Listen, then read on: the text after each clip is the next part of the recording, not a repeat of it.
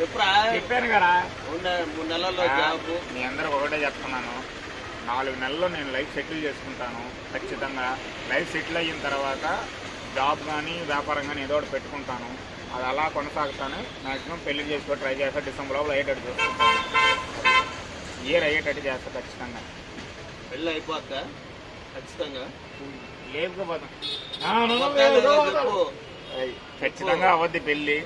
అది డిసెంబర్, లేకపోతే ఆరమేసం తీర్చుకొని తర్వాత అంతే. గుర్తుపెట్టుకో, డిసెంబర్ కల్లా పెళ్ళి, లేదంటే నెక్స్ట్ సంవత్సరం ఫిబ్రవరి పెళ్లి ముహూర్తాలు ఉంటాయా? మర్చిపోయాను.